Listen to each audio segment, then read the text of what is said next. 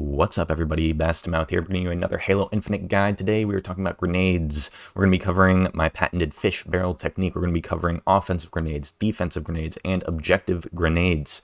Remember to like and subscribe if you enjoy the video, or if you learned something new and you want to see more videos from me. Let's get straight into it. So as you can see here, I'm rushing mid in ranked, and I come across 3 enemies pushing the power weapon. I managed to kill all 3 of them using this fish barrel technique. Essentially, you're going to be placing 1 nade long and 1 nade short. The long nade, you're going to want to land right behind the last player, the furthest player away from you, and the short nade, you want it to land right in front of the closest player to you. So essentially, you're trapping them in between 2 explosions and then lighting them up while that's all going on. So it's like shooting fish in a barrel. But yeah, here it is. 1 nade deep, 1 nade short. He dies to the nade. As you can see, these other 2 have been lit pretty severely.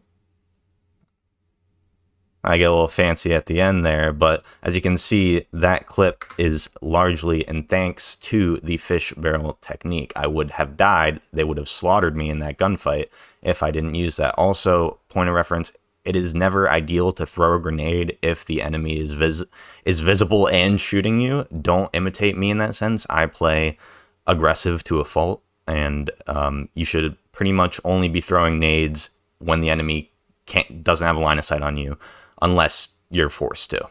Let's get into the next clip. So we have one more fish barrel clip right here. So I'll play it once for you. First, I'll play it again.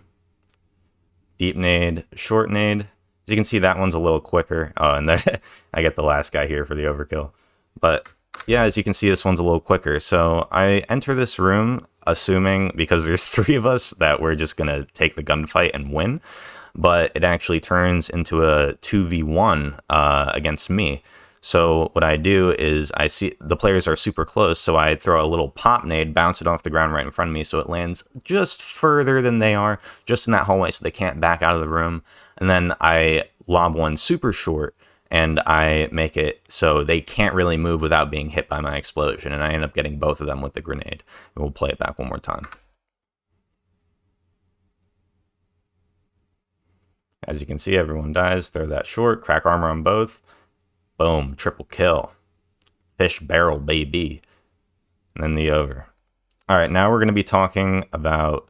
Oh, this is actually... I forgot I put this clip in here. So this is another way you can use grenades offensively.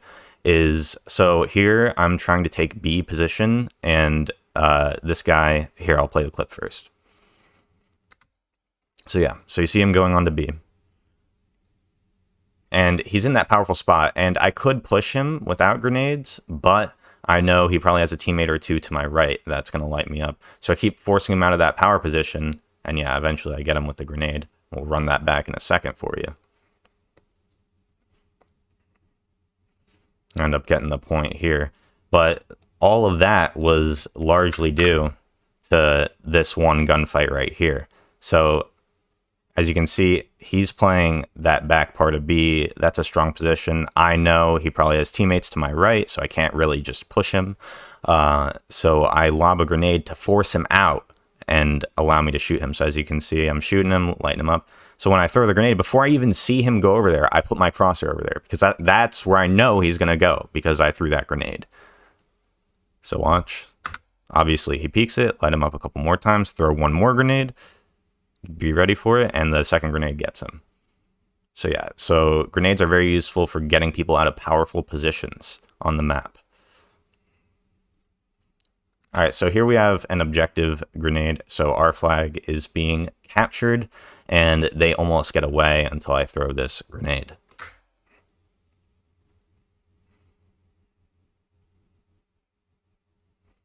And we are able to return the flag here. And maybe he could have, hold on.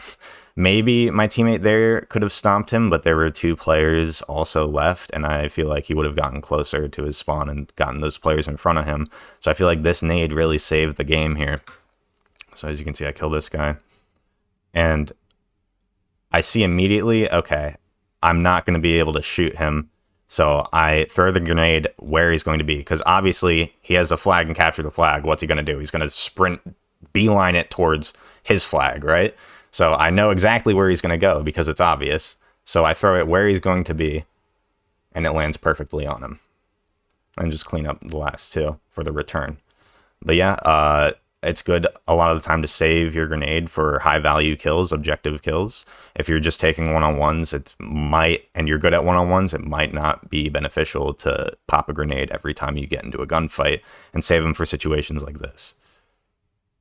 So here we have another objective grenade on Oddball. So as you can see, they're kind of positioning up in this tower here. So I tried to fish barrel them.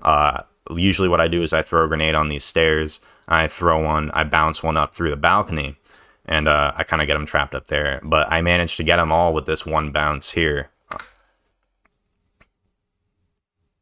Bounce it there, get the double. That was the fish barrel. I grab the objective. Easy peasy. Okay, so this is a defensive grenade. So essentially with a defensive grenade is when you're in a position where you're about to be killed and you're trying to just hold off the push for as long as possible. So here, we'll play it. So I get cracked there, as you can see. And so I'm thinking, okay, just survive. So if you get into a choke point like I did here and then just throw grenades at the entrance, they can't really push you without dying. So watch what happens. Stuck him. Because I figured he was just going to push me. And 90% of the time, especially right now, with how new the game is, players are just going to push you. Like, players are so predictable right now. They will just blindly thirst you and push you and chase you. So the movement in a lot of players is pretty predictable. That's not going to work as much against high rank level players. They're going to hear it and not push you. But it is a pretty useful tactic just to keep people off you, because my plan there was to just get enough time to regain my shields. I didn't think he was actually going to push it. All right, we're almost done here, guys. Bear with me. We got the Dynamo Grenades. So you're going to want to use Dynamo Grenades A on objectives, area of effect, and B on vehicles, obviously, because they disable vehicles. In this clip for you, I have both.